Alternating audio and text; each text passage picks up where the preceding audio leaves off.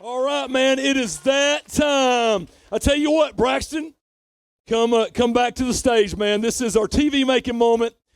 So from Belton, South Carolina, he is a professional that started his career in 2008. And he is one of those guys that is lighting up the social media end of professional bass fishing. He had 19-1 on day one. He had 17-11 on day two. He had 23 pounds even yesterday. Was the second heaviest bag of day three behind only the leader, Braxton Setzer. This is showtime. You ready to get this thing done? Put him on the scales, boy. Let's do this. Let's do this, B-Lat. Yo. We're getting. Hey, is this your family here? These fish are in water. They're good. They don't want to talk. Let's weigh. What? No, they want to talk. You don't want to talk. Let's weigh. Giving me some love. All right, man. Here we go, B-Lat. You need for the win. I know what I need. 19 pounds, 2 ounces. B-Lat, you're making me nervous. There's number one. That one goes 215. Number two is a good one. Watch it with me, Braxton. That one that one goes, we're up to 6'2". You're looking for 19.2. Number three.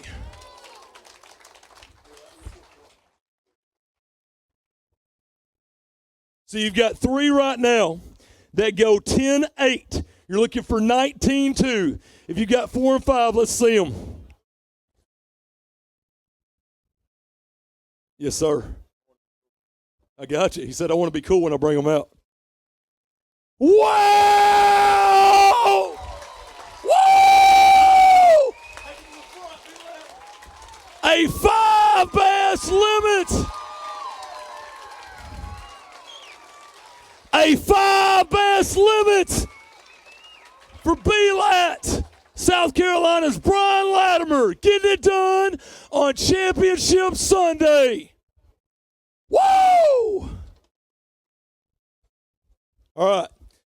Braxton, watch it with me. B-Lat, watch it with me. You need 19.2 for the win. Here we go. A 5 bass limit for South Carolina's Brian Latimer worth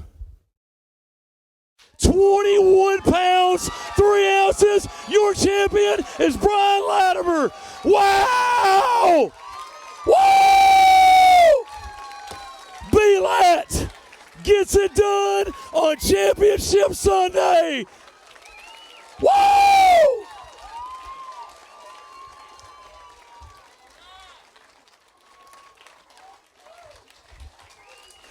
A 5 bass limit worth 21.3 earns Brian Latimer his first victory on the FLW Tour. Woo!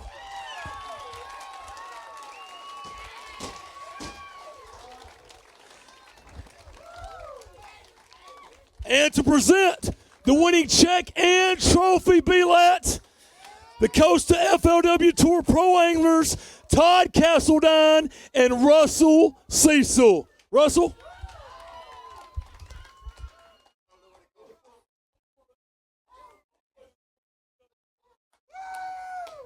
Man, you're making me emotional.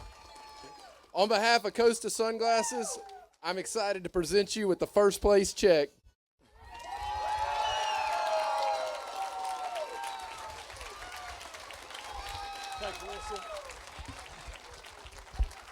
So the check is passed off by the Costa Pro Russell Cecil. You are $100,000 richer, Brian Latimer.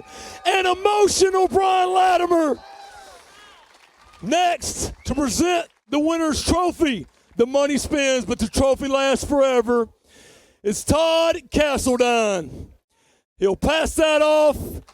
He is your champion. $100,000 richer is Brian Latimer. Woo!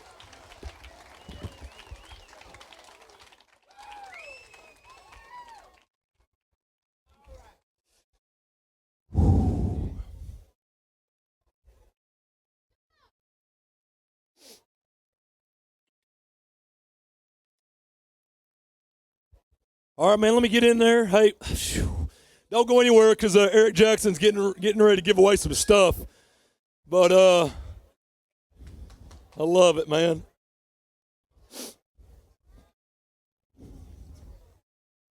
I love you, buddy. You know, I got a message from Ron Lappin last night, and I showed you that this morning.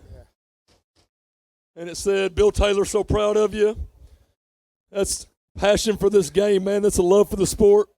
And hey, listen, before we do anything else, that's your weight ticket. You may want to frame that thing, man. You may want to pass that to your wife. You may, whatever you may. I don't want you to lose it, but listen to me, man. Ron Lappin sent me a message last night and said, hey, Chris, make sure you tell B-Lat. Me and Joan are praying for him, and we love him.